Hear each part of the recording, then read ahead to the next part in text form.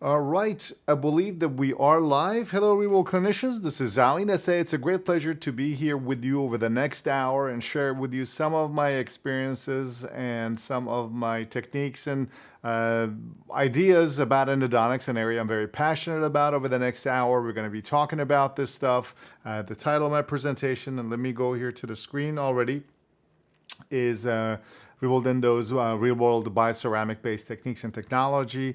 It is a pleasure to be here with you. I've been asked to present to this group on a live presentation. I wish I was there in person so I could see you, but I guess we'll have to, given the situation, suffice to deal with the technology so I can reach you. My understanding is we have a large number of dentists from the Australia, New Zealand, as well as some dentists from Europe joining us today live in this presentation. And I look forward to talk to you about this area. I'm a clinical endodontist. I consider myself an educator, but primarily still a clinical endodontist. I've been now practicing for nearly 30 years, and as an endodontist, I've now completed over 26,000 clinical cases that are documented, and I also teach about a day and a half a week at the postdoc program at the Harvard Dental School, where I've been teaching for the past 25 years, 26 years actually 27. But anyway,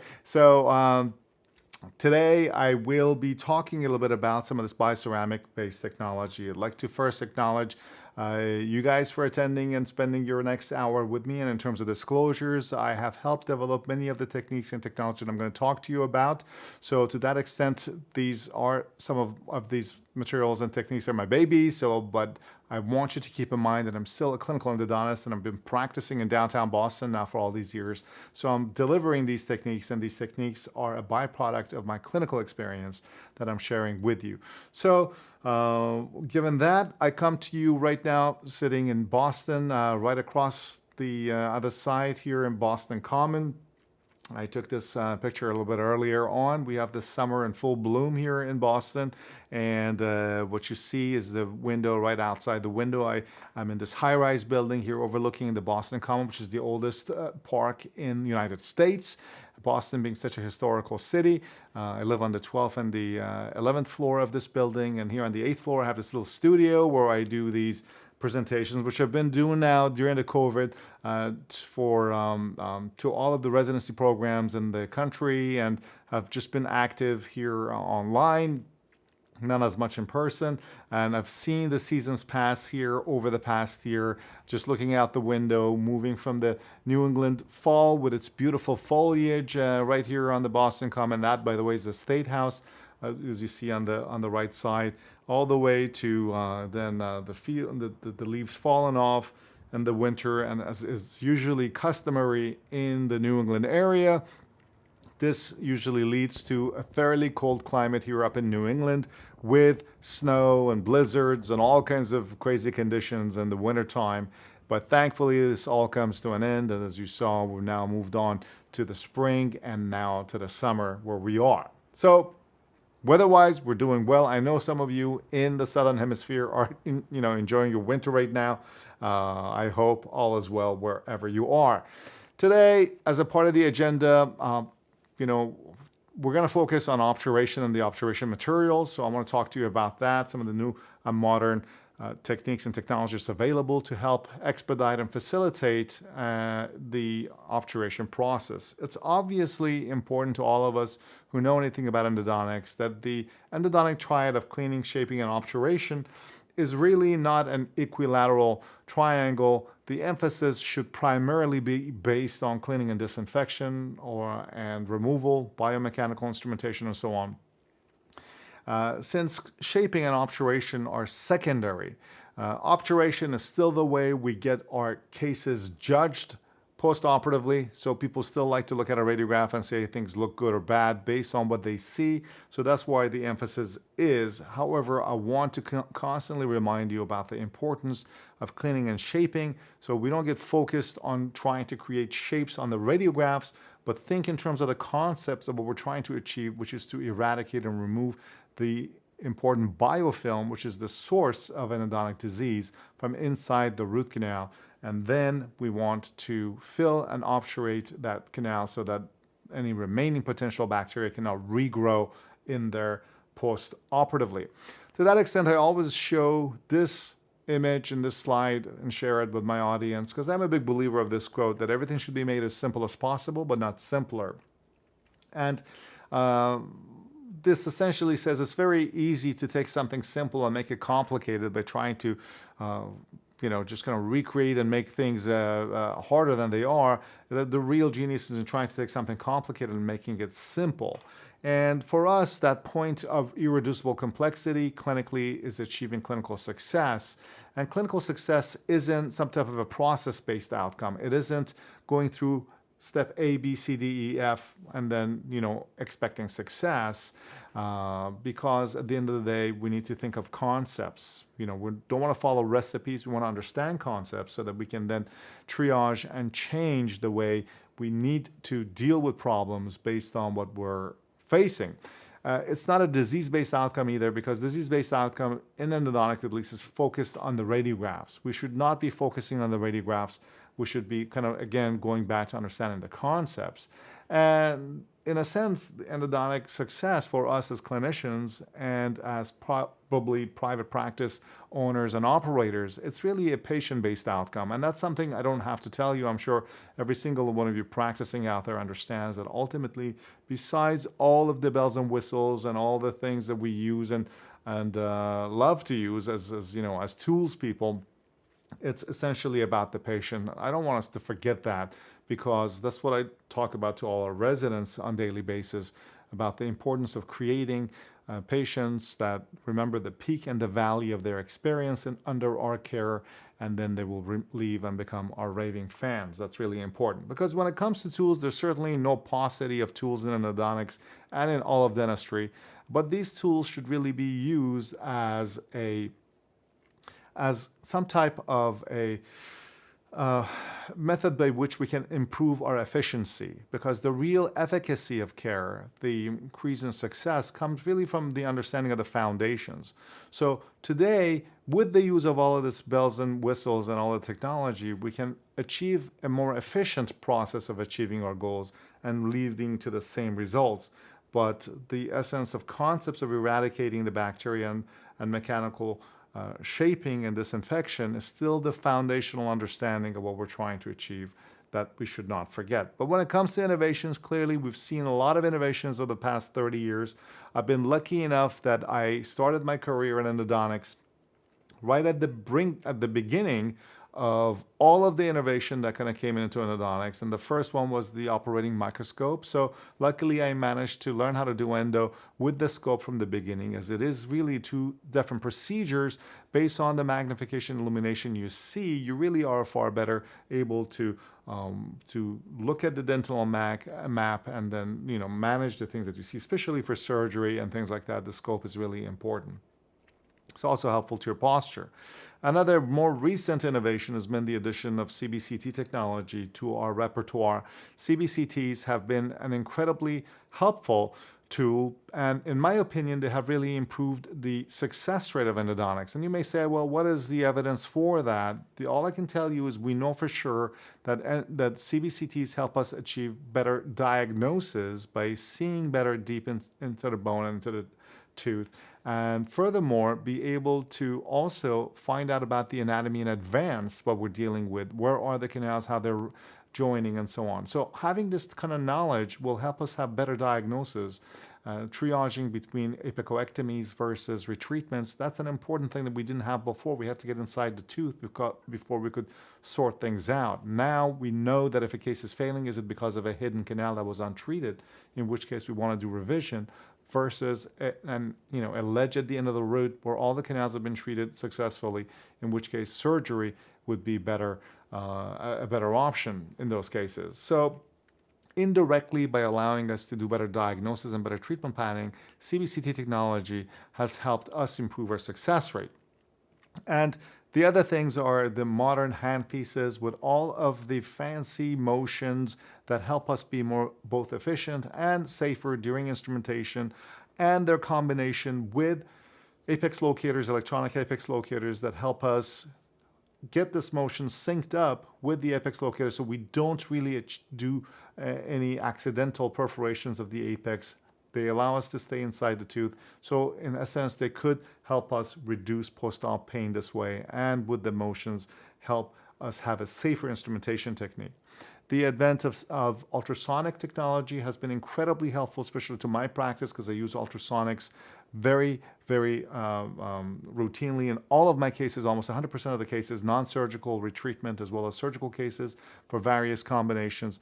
They are very versatile, and I think it's a must on the bench of every endodontic operator to have an ultrasonic, a piezoelectric ultrasonic that is connected to water using wet tips, not dry tips, to constantly agitate and remove macro debris removal. And of course, night eye instruments have been incredibly helpful. I was lucky when I started my program back in '93.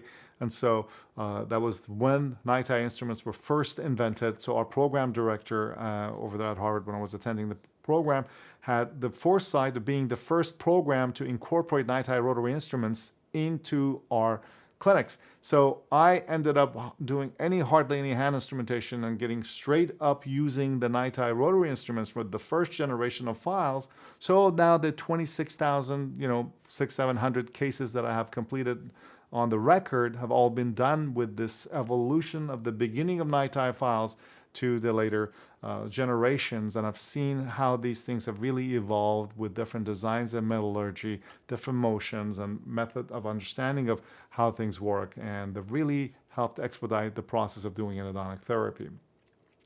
And last but not least is the recent innovations in the past 13 years or so with the use of some of these nanoparticulate bioceramics. Of course, the first bioceramic that was on the market, as we'll talk about in a second, was MTA. That was really back in 1993 when it first came out. But the more recent nanoparticulate bioceramics, speaking of the EndoSequence bioceramic line, for example, that came out in 2008, this has really helped expedite the obturation process as well as its use as universal cements, which we're going to talk about.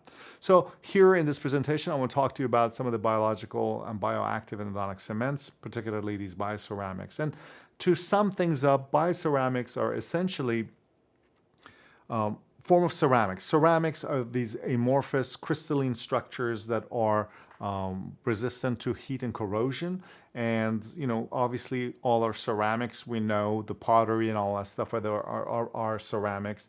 Bioceramics are a subset of these compounds that are ceramics that have biological activity, or they are bioinert. So bioinertness in these bioceramics that are the subset of these ceramics is essentially those compounds that have no biological activity. They are inert. Bioactive bioceramics are those brand of bioceramics that exert a positive biological response in the form of bioactivity, and so on, and they kind of induce bone formation. They can allow homing of some of our stem cells and so on to the area. They allow regeneration, and they expedite regeneration through mechanisms at cellular level. So those are the bioactives. And this series of bioceramics have now found their applications in endodontics all the way from non-surgical use to surgical use as sealer, pulp capping, apexogenesis, apexification, and perforation repair, all the way to apicoectomy, resorption repair, and surgical perforation repair. So as you can see here, what we have is universal usage of these bioceramics and bioceramic compounds that has really revolutionized our field over the past 12, 13 years. And that's, we're going to a little bit talk about. Basically, since there's so many applications, I'm going to emphasize primarily on obturation, but also mention vital pulp therapy usage as well as perforation repair. And at the end, maybe quickly go over some surgical root end filling. These are techniques that I have helped develop with this first generation of premixed nanoparticulate bioceramics, including the EndoSequence BC sealer. So let's talk about the obturation first and foremost. And when we can't talk about obturation without talking about the person who really made obturation vogue, which is Dr. Herb Shelder at Boston University, locally right here in Boston. We have 3 dental schools within a 5 square mile of each other here in Boston. It's a mecca of endodontics. We have a big presence at Harvard, obviously, at BU, Boston University, and at Tufts University. Great endodontists have graduated from here. And Dr. Shelder was the first person who kind of came out and told all of us that warm vertical condensation is really the only way to get three-dimensional obturation. And what he meant by that is that to really try to fill in all of the dimensions of the root canal. And the question that I came up with me when I first learned about this as a dental student, was that, what is it that is sealing the root canal? And I thought that people were using sealer. Isn't sealer what's sealing the root canal? Well, my question then was, if that's the sealer that's sealing the root canal, why is it that we're all using all these techniques with fitting spreaders and pluggers to the apical 5 millimeter of a root, removing all of this additional dentin so that we can pack gutta percha? I thought the sealer is what's sealing the canal. So what is the point of all this packing the gutta percha?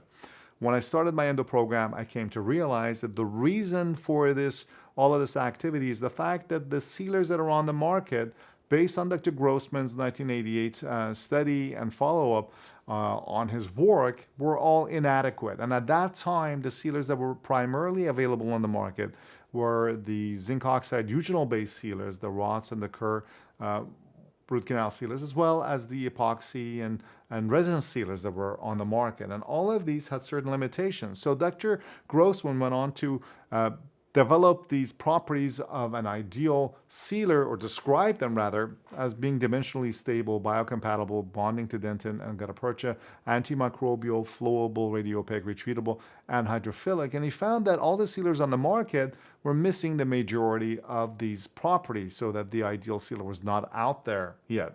So as a result of these limitations of sealers, we had developed this idea of minimizing the sealer interface by really squeezing the gutta percha in order to thin out the sealer interface, because the sealers were terrible and we couldn't rely on them to seal. We preferred to have gutta percha rather than sealer in those areas, because gutta percha was more, if you will, it was not as resorbable as those sealers were. But the problem here, so as you can see here, in the original single cone technique that was being used back in the 1950s and 60s, you had a thin piece of gutta percha and a sea of zinc oxide eugenol sealer, and that would invariably shrink and wash out, causing single cone technique to fail in its traditional sense with zinc oxide eugenol based cements. And so these innovators such as Dr. Shelder, as well as Dr. Wine, Ellison, and people who came up with these condensation techniques, through heat and through actual lateral cold compaction, the idea was that you minimize the sealer in the canal walls. Of course, you always still ended up with a layer of sealer on the walls, which not only would shrink, but I would also wash out over time, since these sealers were resorbable. As you can see here, in this case, that was done by one of our past graduates here at Harvard, who's now a very great endodontist practicing in Beverly Hills, Dr. Shervin Golian, shared this case with me where he had done a root canal on this premolar, as you can see, and put the post in there immediately using warm vertical compaction with zinc oxide eugenol based cement. And you can see that the case looks beautiful at the time that it's done. And he had the patient back a year later, and you can see, looking at the apex here, you have all of these fireworks. That's a typical warm vertical compaction case. But when we had the patient back for a follow-up a year later, he looks at the same x-ray and realizes that all of those fireworks that we had are gone. So it kind of makes us understand that when you have resorbable cements like this, what you're actually doing is you're just achieving a seal in the short run. And that is not really the goal of what we're trying to do. Because when cements are resorbable, when you create a puff outside the root, then that's not like they magically stop resorbing when it comes to the interface in between the gutta percha and the cement. They actually do resorb at higher magnification, you will see in time, past the apex into the canal as well. So this is the issue that occurs as a result of these cements, these resin-based cements, and zinc oxide eugenol-based cements that are resorbable. So as you can see, this is a case that one of our other graduates who are at our school in an endodontist in San Francisco, Dr. Nada Rafai, shared with me of a couple of cases he had done using both a resin-based sealer, I think he used the H+, and a zinc oxide eugenol-based sealer, a ZOE-based sealer. So you can see the case he had done back in 2005 looked beautifully filled to the apex, and of the same tooth in 2014, he takes an x-ray, he sees that the cement at the end of the root is actually washed all out, and now there are lesions there 6 years later. So another case with AH plus epoxy resin cement that he had done shows you have all of these broccoli formation, beautiful apical fill, warm vertical, but that's all resin sealer in there. And in 2013, he takes an x-ray of the same tooth. You can see that all of the material is washed out from inside the tooth. That's not the goal. That's not what we want to have, because if you have parts of biofilm that have stayed in the tooth originally, and then it can potentially get reactivated if you've formed spores in there, as well as the fact that once you lose the sealer base, then you can end up having a higher rate of coronal leakage. So when people show you these nice vertical compaction cases with all of this fireworks at the apex, what we're dealing with is a moment in time, and things look great right then and there. But if the sealer is not a non-resorbable sealer, then what's going to happen is you're going to have these stuff resorb out in time. So all of these issues with the sealers had to be addressed through compaction, thermoplasticizing the gutta-percha, or mechanically compacting it until the rise of bioceramics. And the first bioceramic, as I mentioned, those are calcium silicate phosphate, carbonate. These are all subsets of ceramics that have biological activities. The first bioceramic, of course, was MTA, and that was large particle size bioceramic, and which was basically a trioxide. And then later on, a formulation inspired by MTA, which was still a dicalcium and tricalcium silicate based material, was developed. But this was a nanoparticulate version of it that was premixed, and that was the Endosequence bioceramic line of products. And then shortly thereafter, biodentine was a calcium silicate, calcium carbonate based bioceramic as well. So these three, MTA, Endosequence BC line of products, and biodentine, are the three main bioceramics that are pure bioceramics for which there is adequate research backing and time has passed to for them to prove their merit clinically in use. MTA's limitations, despite the fact that it's the one with the most research, is first of all that it's limited to its use for surgical applications. The particle size is still too large. It's a water powder mix, and the clinical handling of this material is not so easy because it turns into mud.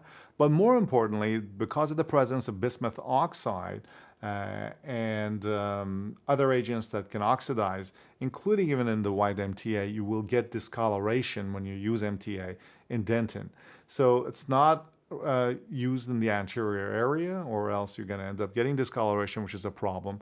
And the second negative consequence of MTA is the fact that it's difficult with clinical handling to place the product. The BC line of products, which is a sealer, RRM, and a putty, are formulations of the same base chemistry with different consistencies that allow you to manipulate this bioceramic in a pre-mixed fashion and place it with different levels of consistency that you want. Now, the BC putty was my contribution to the line. When originally I ran into this product line and helped develop it, we only had the sealer and the RRM. I worked with the original inventor of the product to develop the putty for the specific clinical technique that I had been using, which is a lit technique, which I wanted to have a bioceramic version of. So the putty was developed in order to use the lit technique, and the rest is history, because now it is one of the most versatile and most commonly used bioceramics internationally. Biodentine, another very great product. It does not cause staining like MTA, so it's great. The downside of biodentine is just the fact that you need to triturate it, and the handling properties of it is a little bit different. And the BioRoot RCS version of it, which is for the sealer, also it's a powder and water liquid formulation, so it requires mixing. So ultimately, though, all of these three materials create a hydroxyapatite surface that is very biocompatible and allows the cells to hone in and grow over them. So all of these three products, you're going to end up having cementum grow right over these materials because the surface turns into hydroxyapatite after it sets, and it works beautifully as a result of that. These products go through a hydration reaction in which the water molecule works with the calcium silicate and releases calcium hydroxide, which will then work with calcium phosphate in the case of the endosequence materials, and then the calcium carbide in the case of the biodentine material, and it results into the precipitation of water and the hydroxyapatite. And hydroxyapatite is the final set product of these materials and part of the reason why these cements are so biocompatible. So as a result of these chemical properties of these products, these materials will have biocompatibility, high biocompatibility, antimicrobial activity because of the calcium hydroxide and the pH of 12.8. These things are antimicrobial in the case of the BC sealer. The pH remains high for about a week, so you can have antimicrobial activity for quite a while afterwards. It's dimensionally stable. Bioceramics actually expand ever so slightly. Very, very little, 0.2% in the case of the BC line of products. And in fact, studies that I've done at the University of Pennsylvania, where the material is used at the postgraduate and undergraduate level, and it's used also at our school at Harvard in the postdoc and the predoctoral level universally for all its applications, it shows that the seal improves in 60 days following placement because of the crystallization and the precipitation of the hydroxyapatite. Kind of like how amalgams seal improves over time. These materials, actually, their seal improve over time as well, but much quicker within 60 days.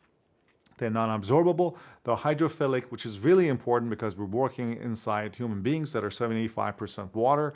And dentin itself, people often say, well, in the case of these pre-mixed materials, what if the dentin is completely dry? Don't forget, even dry dentin inside the tooth is still 24% water by weight. And that's an important understanding. So these materials inside the tooth, as long as the tooth is inside the body, they are hydrated and it will catch the water vapors and it will set. Hydroxyapatite bonding is another key thing because bonded obturation provides not only strength for the tooth, but also improves your coronal leakage. Clinical handling in the case of the premixed materials is also much easier. So we know that these three products, MTA and the BC and the sequence BC line of products and biodentine are the three proven ones. But nowadays we have a number of other companies that are getting into the game because they are interested in the reality that most of the clinicians are now switching from the older generation of cements that have all kinds of biocompatibility issues and problems into the new bioceramics.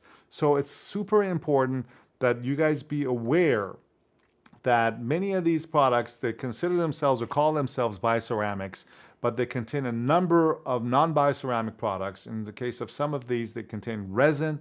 They're primarily resin, but they have a little bit of bioceramic in there so that they can call themselves a bioceramics. You need to do your research to find out what's specifically in them because some of these products actually even contain materials that potentially could be toxic and create some organ toxicity, such as aluminum. So aluminum has been found in a number of situations in terms of causing neurotoxicity, accumulation in the brain and in the plaque of Alzheimer's, in the liver accumulation and the kidneys. So it's an important thing. The placement of aluminum inside the tooth in the long run would be one of those things that many people that are more health conscious would be avoiding. I personally myself, since the 1980s when the articles came out about the problems with aluminum, and Alzheimer's have not been using even deodorants that have aluminum in them. If you look, a lot of the deodorants actually have aluminum in them as well. So this is an important thing, and I want all clinicians who are interested in getting any of these other products that may be more available to you in your market to take a look and read the material safety data sheet of these products to make sure that the product's constituents are pure bioceramics, some type of a material that does not have any of these alumina and other products that are potentially okay to use in a short term, but you don't want to leave them inside the tooth forever for a patient. So just keep that in mind. I wanted to kind of make you aware of some of these issues because this market is not regulated right now. Anybody can come in and put a bioceramic line or name on their product marketing as long as they put a little bit of bioceramic in there, and that's up to you guys to find out what's in it. So the more established brands such as the MTA Biodentine and the Endosequence BC line of products that you see here on the page, the particular ones have the most research, and a lot of this stuff has now come around. When I originally started using these products back in 2008, there was not a whole lot of research, but my background in bone biology and also in biochemistry, which was my major in college, allowed me to kind of understand what the chemistry of this product was, and I knew that this would work best for this particular application in endodontics, which is part of the reason I embraced it before the research came out, but then the research kind of proved that everything that I had thought was actually going to happen has happened, and as you see now, everybody else is kind of moving in that direction as well. So the Almeida et al. In 2016 is a nice little review meta-analysis of some of the research on this bioceramic line of products. There's a number of other ones. In fact, I have created and compiled a large list that you can find at our website at realworldendo.com. All you have to do is to go into the search field and put down science, and you'll get this one video to which there is an attachment, which is this attachment that's a compiled list of articles on bioceramics. You can also go to our YouTube channel at Real World Endo on YouTube, and you'll find a similar thing. Although for that you have to go to the website to download this article. But not to go through of the of about 190 articles that have now been published on bioceramics, 92% of them are on the Endosequence BC line of products. So it's a highly researched and now well-established product line.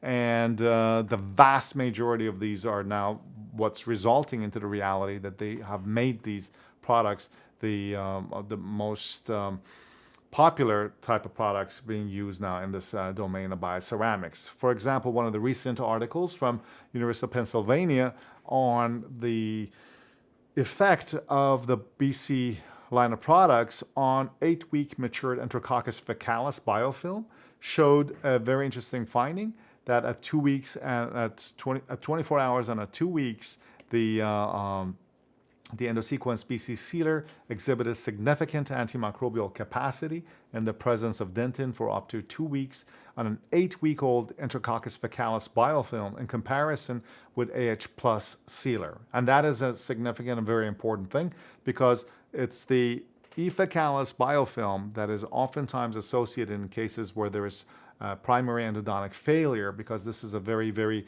resistant bug.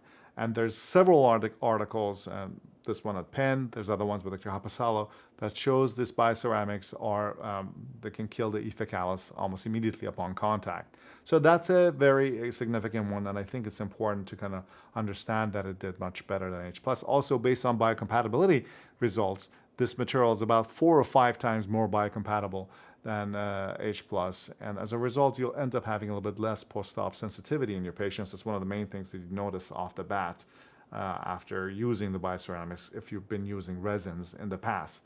The idea then becomes in this concept that we've developed at Real World Endo called synchronicity, which is the idea that you mill a shape with a constant taper preparation and then everything else follows that shape. And now we have this gutta-percha cone that is coated with the bioceramics, silated with bioceramic particles. So then the only thing that remains is how do we fill the gap between the gutta-percha and the canal wall, and hence this concept of hydraulic condensation. Now, we call this hydraulic condensation instead of the single cone. Single cone is a derogatory term that has been pushed around by the big companies that do not have bioceramics to kind of push the idea of using warm vertical condensation, essentially. Hydraulic condensation is called hydraulic condensation because hydraulic cements are these bioceramics. And essentially, this is a cement-based operation. The gutta-percha's role here is not to act as a filler as it does in the case of warm vertical condensation and lateral condensation. We try to minimize the sealer interface. You don't need to minimize the sealer interface in these cases. You are essentially using your gutta-percha cone almost as though you're doing a post preparation and you're cementing a post. And your cement is what's creating the seal for you. Your sealer is creating the seal for you because it's a bioceramic sealer, it's a stable sealer. So you're cementing the cone to place and then you're melting it off a little bit above the orifice and immediately plugging it down with a large plugger so you get like a little nail head that kind of seals the area. And that's how it works. And the idea is simple. Bioceramic, this more recent version of the EndoSequence BC sealer is the high flow, which is more radiopaque and it's a little bit smaller particle size, so it kind of flows a little bit better. And with the bioceramic coated cones, you end up getting that kind of a monoblock. But the idea that I want you guys to all understand is that instead of using a spreader and a plugger to all the way into the final 5 millimeter of the case, your gutta-percha cone is your condenser in a sense, and your sealer is your filler. The sealer is the equivalent of what melted gutta-percha is in the case of warm vertical condensation. Now, the gutta-percha really is doing three main things because you can fill the whole canal with a bioceramic otherwise. But the gutta-percha's role is to first allow your length measurement because it's very difficult otherwise to kind of get your gutta sealer to the end of the root and fill it all the way up. It allows you to hydraulically kind of condense and push the sealer laterally adequately so you can put a little lateral force on the cones and on the cement, which is because of the fact that it's hydrophilic, it flows a lot better than other cements. And last but not least is the gutta-percha acts as a path for revision or retreatment if it's needed down the line. And that's really the only way you can use this cement in a responsible manner. And when we ran into this cement back in 2007 and 8 and we were developing a technique for it, we at Rebuild Endo wanted to make sure that there's a responsible technique that allows people to redo these cases down the line, and that's now been shown. So hydraulic condensation essentially is the idea that if you have a small canal, you create a round shape, so the cone is only going to fit in the middle, and there's very little thin interface left that's cemented with the seal of the bioceramic. If you have a little bit of a more oval canal, you're going to have a thicker interface of the bioceramic, which is still not a problem, but having that main gutta-percha cone in the middle still allows you to do your revisions. You don't want to seal the whole canal with the bioceramic because while it does give you a monoblock, and it will work if you can do it effectively, it's difficult to do properly, and then it also renders the root canal not retreatable, which is not a good idea. So you don't recommend doing a full cement fill using the bioceramic. To just go over the technique, essentially what you're doing is you are creating your shape, and now that shape is matched with the matching silanated gutta-percha cone, a BC cone, and these new minimal waste tips allow you to inject a sealer. The goal is to only inject in the coronal half here. You can see it's in the coronal 2/3, and then push the sealer to the apex with a file. You can use a hand file, you could use a rotary file in reverse. And then I take a coated cone and slowly work it out. The key here is to not have such tight cone fit that prevents any backflow of the cement. You need to have the sealer back up from the side of the cone, so you need to have a little bit of room.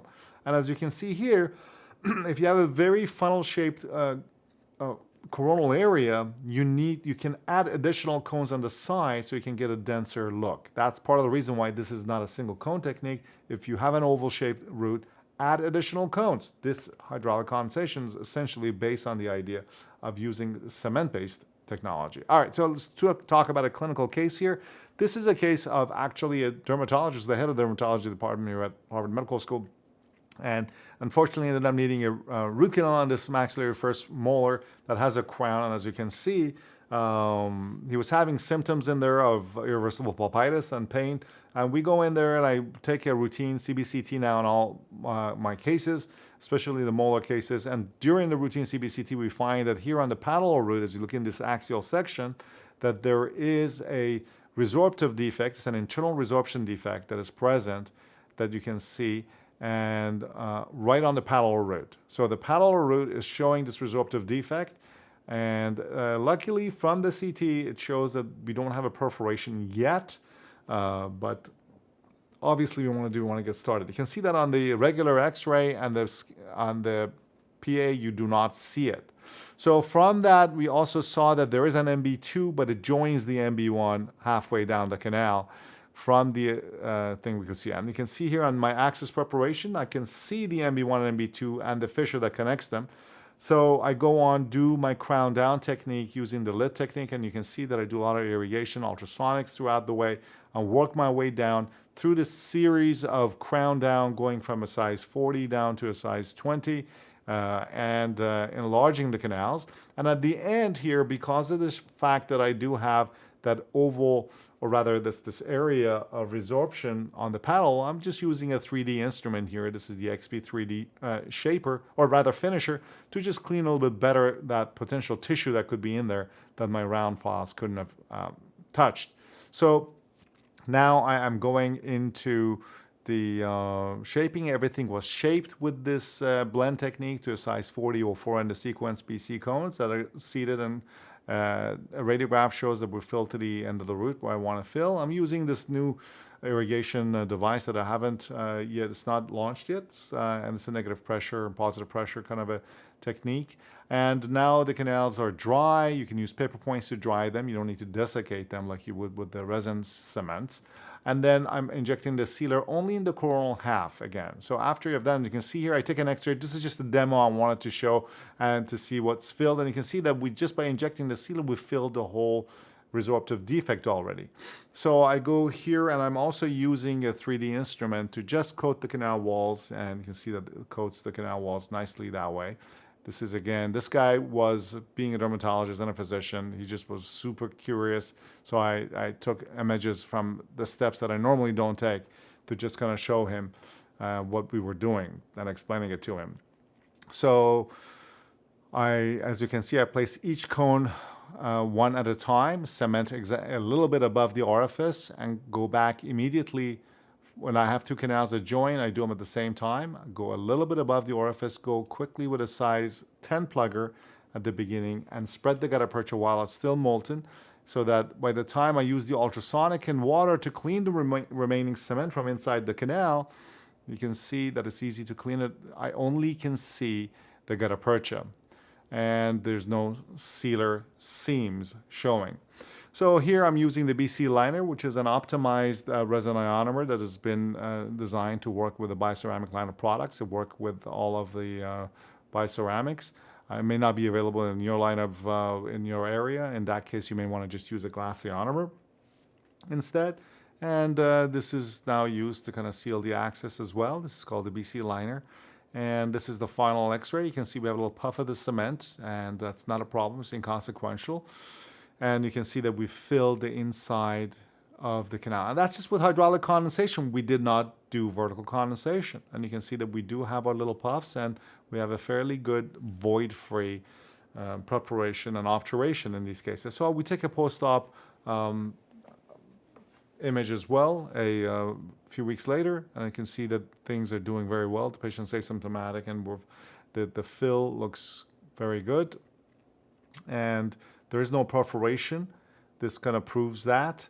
And you can see that we denude the 3D image, and that's what we have. We have the MB1, MB2 joining, and that's the paddle root that has those little areas of resorptive defect. All right, so that's that. And I have obviously now I have completed over 11,000 cases with this bioceramic material. It's been my unique and exclusive technique since 2008.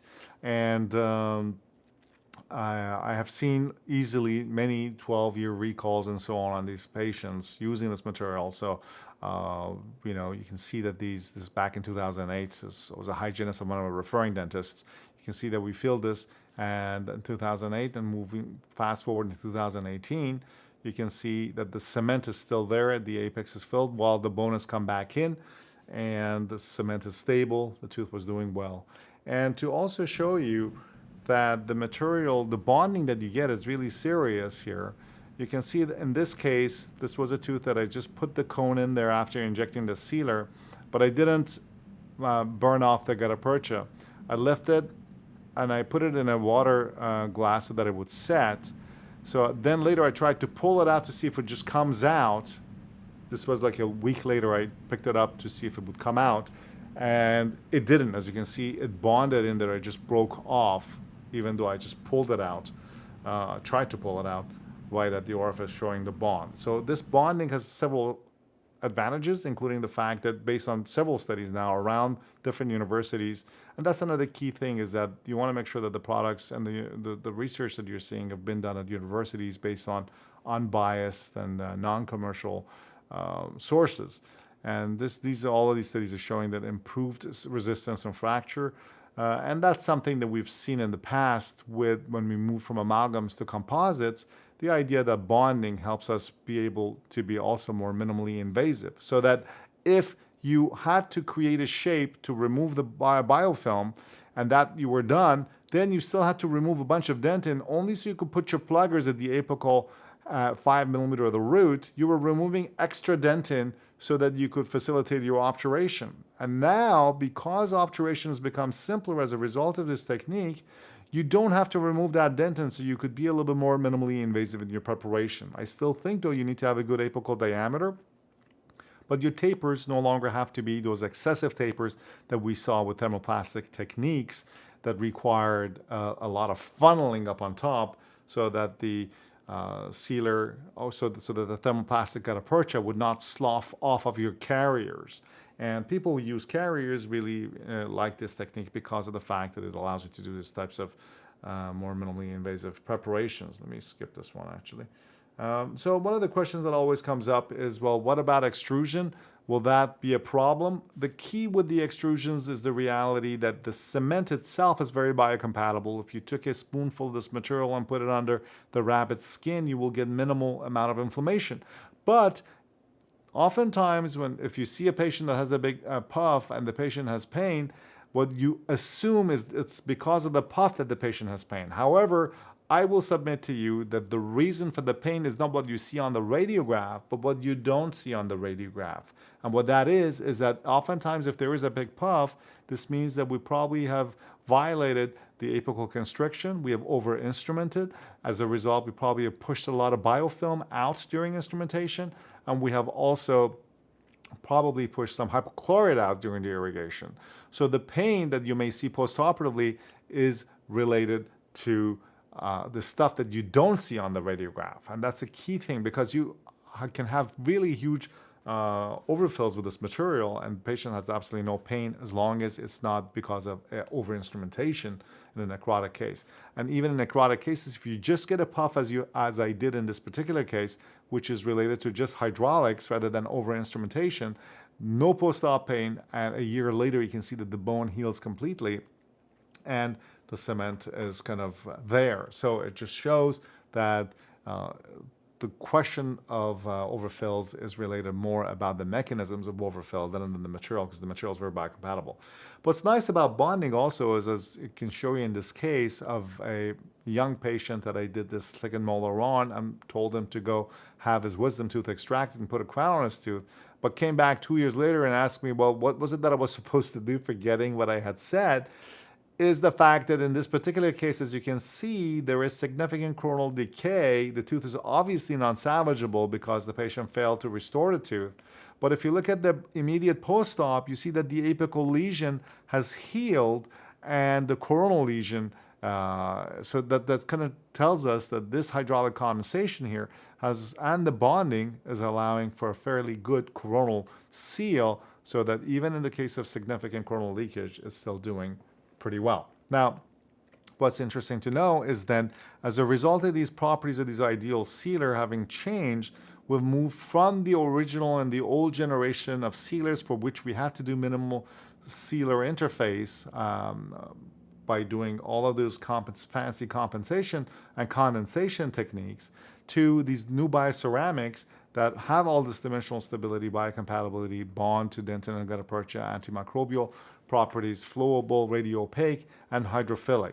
Now, retreatment is, if you fill the whole canal with them, is not going to be possible, but that's why we develop hydraulic condensation that allows you to have gutta percha as a center mass that is easily retreatable with conventional chloroform, as there are now many studies that have come out showing that retreatability of hydraulic condensation cases. Still, some of these refer to these techniques as a single cone. Again, I don't want to get rid of the term single cone because it's associated with the failed original single cone with a sea of a sea of resin sealer, or a sea of zinc oxide eugenol sealer in a thin gutta-percha cone, into a shape where you have a lot of gutta-percha cone and an interface of a cement that is actually a filler. It's not even a sealer. So it's hydraulic condensation. And another reason for it is because if you have a very thin canal, by the time you finish the shape, you only have room for one cone.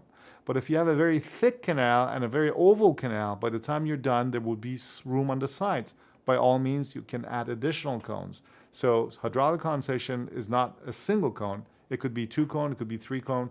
If it's a very wide canal, you could even sometimes put 4 cones in there. But now, because you have larger tapers, you don't really need to have as many cones inside the tube. Now, even if you still want, you still have the option of using warm techniques with the newer version of the BC Sealer, which is the BC Sealer High Flow. It's a little bit more heat resistant. It's also, incidentally, more radio opaque, so the cases will look a little bit better.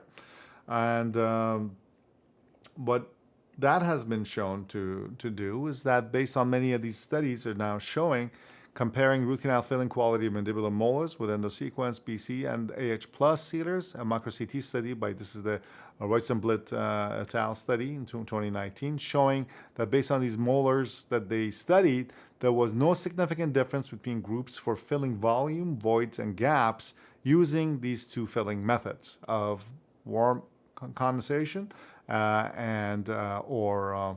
or hydraulic condensation. So that's a key thing to keep in mind. Here's another one, but Michael et al. In 2015, essentially showing that whether you were using continuous wave of condensation, or again, they call it single cone, but I call it hydraulic condensation, produced similar tubular penetration at both 1 millimeter and 5 millimeter level with the tricalcium silicate sealer, BC sealer, and so on. So the technique did not quite matter. And I did this little study, and a regular hydraulic condensation is a cold technique, but I figure for those people who want, there's a warm hydraulic condensation that you can do, which involves the idea of you basically fit your cone, and then you pre-fit your plugger, and your plugger can only go 4 or 5 millimeter into the tooth, because you really don't need to get 4 or 5 millimeter to the apex, but 4 or 5 millimeter to the top of the tooth.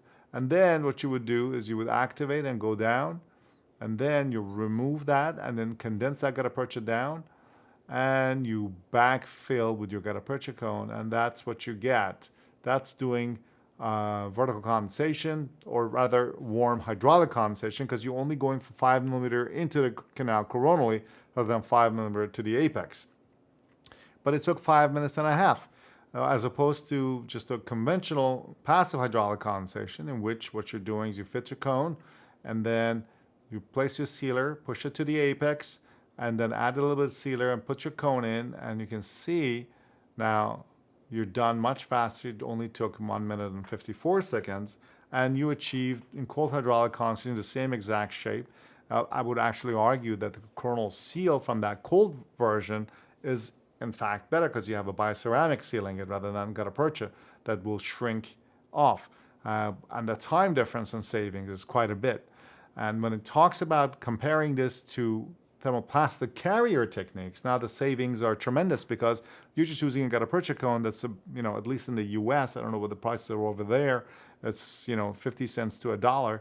And then the sealer per application ends up being just $3 or $4. Whereas in the US, the thermoplastic carriers, such as Thermofill and Guttacore, are $10 to $12 each. So if you're doing a 4 canal molar, you're all of a sudden spending $50 just on carriers, not even counting the sealer.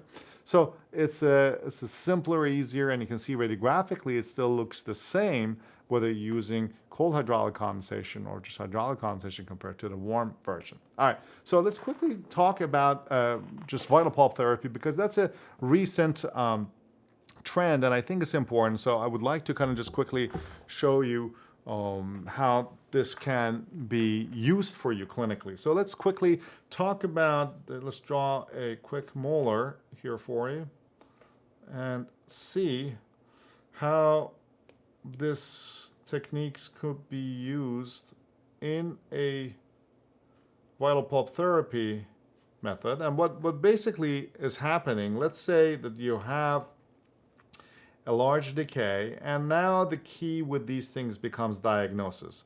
Diagnosis is a key part of your success in these cases. You need to make sure you don't have necrotic cases, but if you do have pulpitis, previously we used to call it irreversible pulpitis, now the term pulpitis is now more of a spectrum, because we now know that you're going to have inflamed pulp, or you're going to have maybe possibly infected pulp, then you're going to have inflamed pulp, and then you have normal pulp. Previously, we used to think that the whole pulp is going to get inflamed at the same time. But we now know that much like caries, which has caries, infected dentin and then affected dentin and then normal dentin, you're going to end up having, necrotic pulp, you're going to have then infected pulp, you're going to have inflamed pulp, and then you'll have normal pulp. So the goal of vital pulp therapy in today's world has become one of essentially removing all of the decay and all of the area where you have the inflamed pulp. So infected pulp and inflamed pulp, all the way to normal pulp, has to be removed. And the way that happens is by removing all the decay and not being worried as much if you do get into the pulp. The more important thing is to make sure that you have removed all of the infected pulp, and you can go ahead and place something like a, sodium hypochlorite type of a cotton pellet here. That would be something like a 2 to 5% sodium hypochlorite. You keep it for 2 minutes. The key is that you have to make sure that you have stopped the bleeding. So if the bleeding stops, now you have a little coagulum here. You go ahead and you place your bioceramic right against it. And that you want it to be a pure bioceramic, in which case I'm talking about using the BC Bioceramic Endosequence BC putty, or even a little thin layer of even the BC RRM, or even the sealer, to be honest, would work. Or you could obviously use Biodentine or MTA. MTA would cause staining. And then what you want to do is you want to put something on top of this. And that would be, in the case of the US, you'd be using so you use your BC putty, followed by BC liner. Wherever you are, if you don't have access to BC liner, then you can use a glass ionomer on top of it, and that's what you would be doing. And you could basically fill the rest of this up with a glass ionomer, and you wait 8 weeks to see how things are going, and if everything is in good shape and the patient did well, then what you would be doing is you would be drilling into the ionomer material, or in this case BC liner, and then use the rest of it as base before you can go ahead and now place your final restoration. And that's what you do. And that's how you have, and the reason for that is because you want to have the most biocompatible material here against the cells here. And then because the most biocompatible material being a bioceramic takes time for it to set, and nobody's got time to wait, you can put this glass ionomer or the BC liner immediately on top of it in this what I call lid technique, because you're using one product for the best biocompatibility, and then you're lidding it with a protective material that then allows you to go on to either place your final restoration if you want, or fill it up in bulk with the material and come back later when you have for sure that everything is working to place your final material. So you have a couple of choices there. Now, this area where the material where the good pulp starts could end up going deeper and deeper and deeper until I think at some point we might see, if we have enough studies to support it that is reliable, that maybe perhaps what we could start to do is more adult pulpotomies using these bioceramic products so that you end up having essentially a situation like this, where you end up filling this up. But now this is the putty, and the rest of this is the liner, and then you place your filling. So it seems, what they say is, as things get, all these things come back in fashion. When we used to do pulpotomies before, we were using very caustic formaldehyde-based materials in the past, which were really bad. But now, as the new technology and these materials have become available, perhaps what we need to do is we need to be going back to some of those techniques in these selected cases, and it's all about diagnosis as to which cases you should do. All right, so let's talk quickly about perforation repair. I'm kind of running behind. Sorry about that. So let me quickly get into it. Essentially, with perforation repair, it's the same kind of a lid technique. These are all varied. The lid technique is a technique that I've described as a combination, as I mentioned to you, of a biocompatible material and a restorative material on top of it. Instead of mixing the resin into the bioceramic, I think you need to have the best of two materials interfacing so that the best material for cells will be interfaced with the cell. So in this case, when you have a perforation, the same way as if you have a pulpal perforation, you want a pure bioceramic against those PDL cells. So what you're going to do is you're going to see, that's where you see your PDL. You control the bleeding. You take your putty material, put it on a plugger. You can put a little bit of BC sealer if you want at the tip of the plugger so that it becomes a little bit easier to carry it. And then you place that in there and gently pat it. You're not condensing it. It's all about just patting it down. And now what you have done is you've created a little plug of pure bioceramic that's interfacing the cells for the most biocompatibility. And you can remove the flash here. And then you can come back here in the US where we have the BC liner. I would be adding a layer of BC liner on top of this to protect it so that then I can go ahead. So here you can see the plug. And I'm going to be putting the BC liner on top of it. Now, for you could want to put some glass ionomer. BC liner has been optimized to work with the bioceramics, but glass ionomer is going to be okay too. And also, BC liner can be light cured.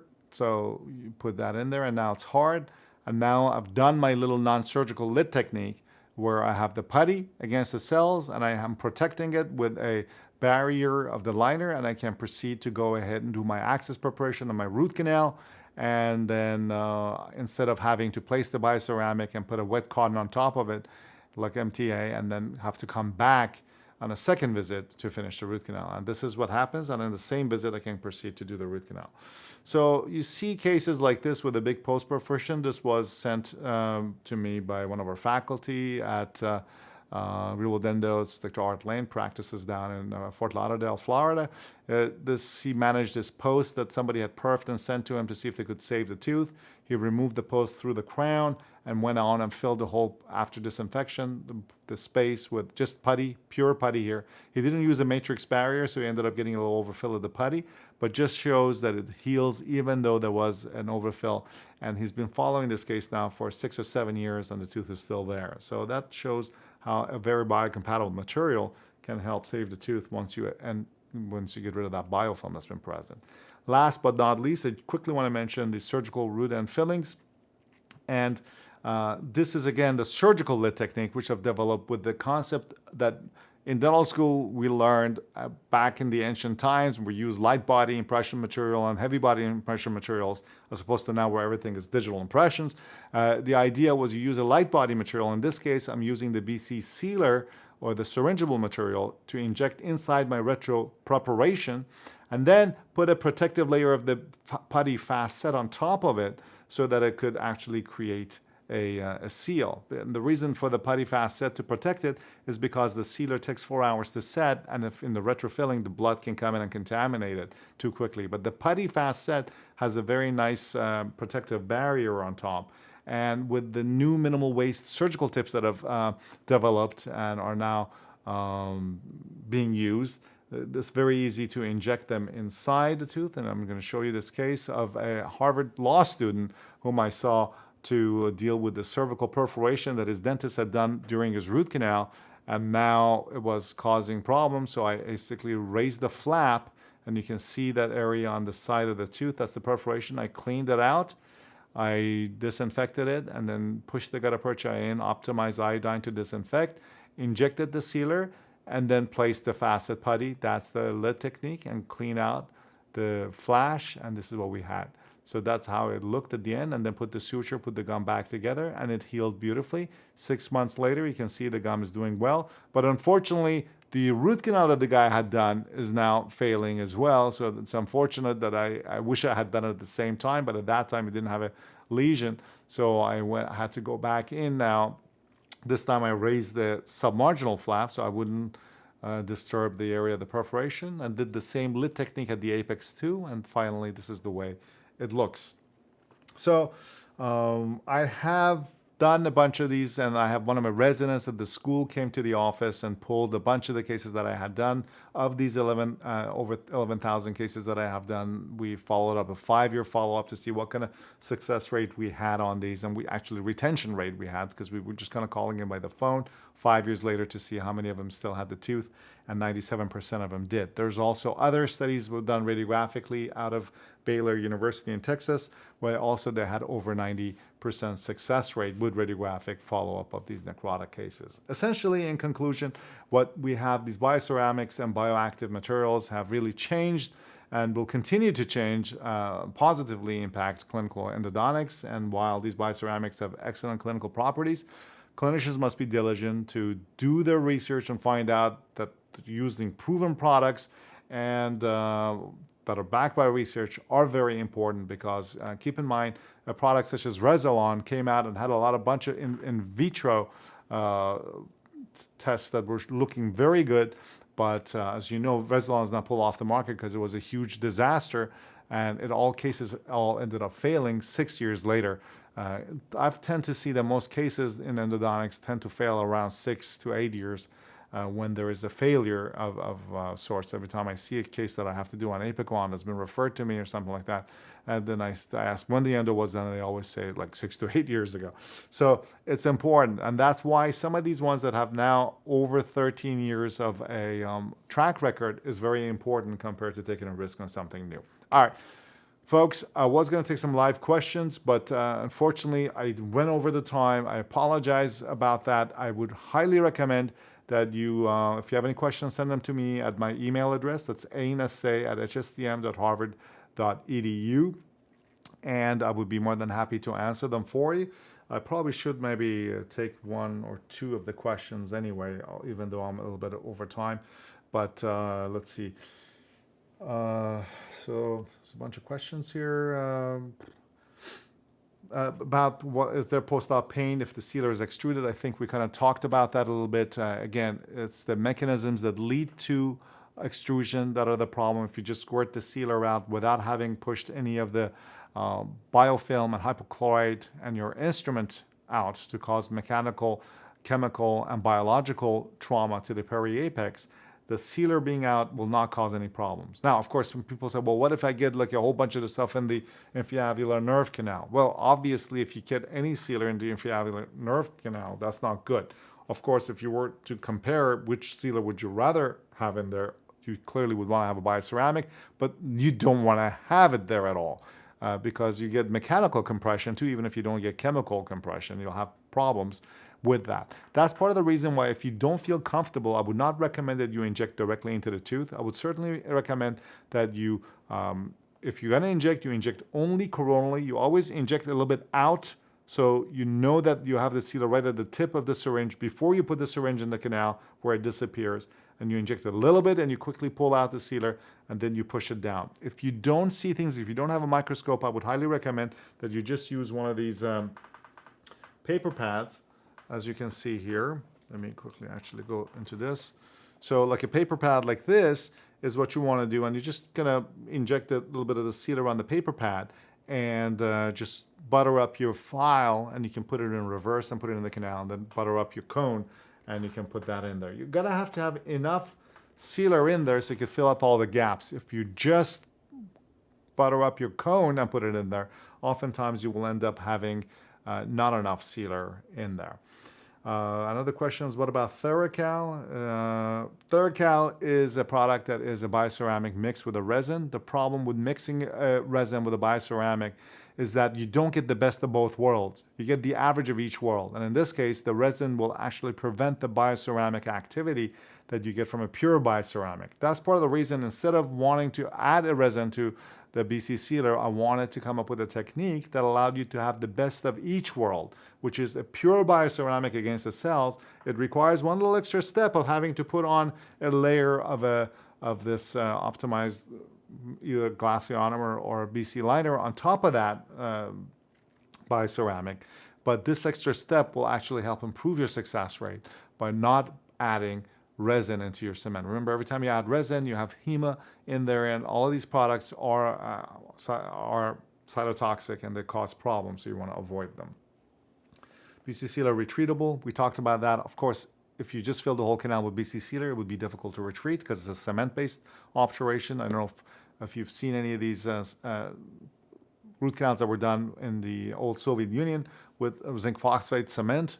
We had a large Russian population in Boston that come from Soviets back in '92 when the lines opened, and through the '90s I saw a lot of these patients had to go through retreatment, and the ones that were done with zinc phosphate cement were just impossible to retreat. So we always went to surgery with those, and so that's part of the reason why I was impacted, and I realized the importance of developing a technique that is responsible to allow patients to have revision, which is what hydraulic condensation is all about. By having that gutta percha bulk in the middle of the canal, what you're doing is you're giving the next person who's going to need to possibly retreat the tooth a chance to still maintain the tooth by dissolving the gutta percha in the middle, by using chloroform or other solvents, and then using some kind of a 3D instrument to remove any sealer on the canal walls, going one size larger or so, and that cleans the walls, and then you refill it again. I've done retreatments of some of my own cases as well. Remember, no one's perfect.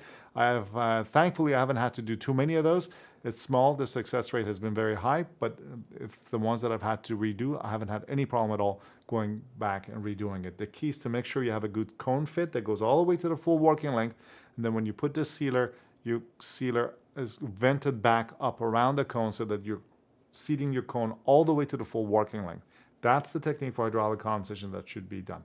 All right, folks, let me put back my email back up here again. Thank you all so much for your attention. I apologize I went over the time, and I look forward to hopefully seeing you at a meeting somewhere around the globe, and maybe in your neck of the woods. Maybe you guys come here to the US, and I would see you. I'd love to, if I do see you, come stop by and say hi. I always love to talk to people that from around the world that I've had a chance to kind of meet, I guess, virtually or remotely. All right, guys, take it easy. Have a wonderful rest of the summer, and hopefully we'll get to meet one day. Have a good one. Oh, but we want to know, I'm Ali Nasseh. Until next time, let's save some teeth.